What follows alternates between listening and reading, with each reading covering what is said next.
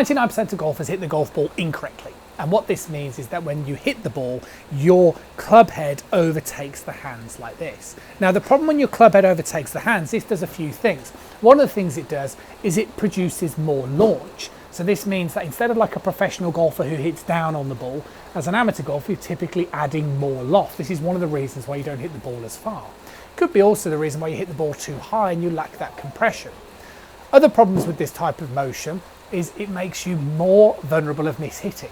If we're hitting the golf ball this way, then the club is much more likely to hit the ground early, or we're more likely to hit the equator or the top of the golf ball, again, instead of hitting the ball very much this way. So the question is, why does that movement prevail from most amateur golfers? And the reason is because we don't quite understand the functionality of the trowel hand. And that's what I'm going to talk about very much in today's video. So to get started, what we need to do is we need to understand a few things. The first thing is that when we get set up to the golf ball, as I'm demonstrating here, our shoulders will be pretty parallel towards the target, so will our hips, so will our feet.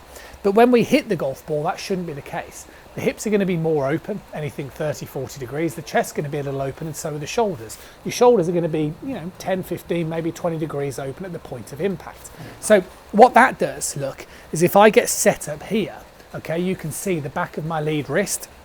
See the way it's relatively sort of cupped. Now, if I take this position and I open up my body, you can now see the way that my shoulder location changes, so the back of my lead wrist starts to flatten, okay? So what this means is that at the point of impact, my club face needs to sort of theoretically be more open, okay?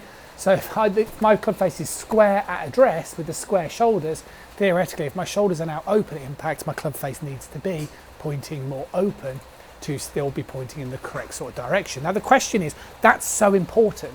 It's so important because in the downswing, the big movement that we need to make sure we're getting is the right arm staying more upward. Now you'd have heard about this thousands of times before. Loads of the most iconic golfers of our generations have talked about dropping shoulders, driving elbows, and forearms pointing up towards the sky. But none of this will work unless you understand that you need to be slightly open at the point of impact. That is slightly open. You don't need to be like spinning across the ball. Okay, so that's the first thing.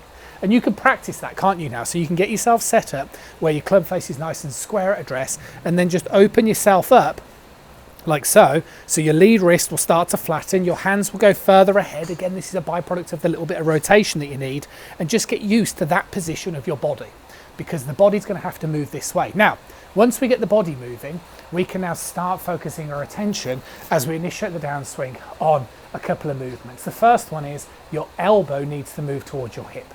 Okay, we have to get this. The reason why is my elbow needs to move towards my hip because it helps my hands move over towards the ball. And that's a big thing. So like I say, we don't want to be doing this because that's how we're going to go back to that scooping. You start scooping and rotating, you've got double trouble.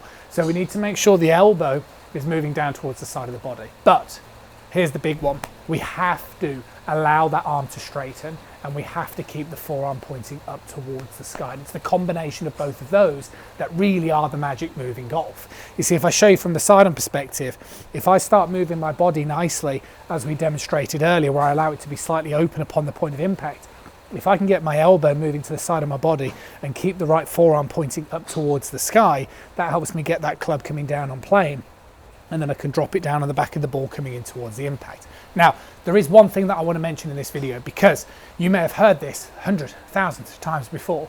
The question is, what is it that most amateurs do, and what is it likely to feel like? Well, most amateurs, when they hit the golf ball, their trail forearm points too much towards the target.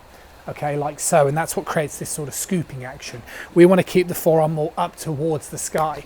See what I'm doing here? So again, if my forearm goes out more towards my target, like so, as opposed to up towards the sky, see the way that keeping it up towards the sky brings me back onto plane, so I can deliver that club nicely on the back of the golf ball, as I'm demonstrating very much there.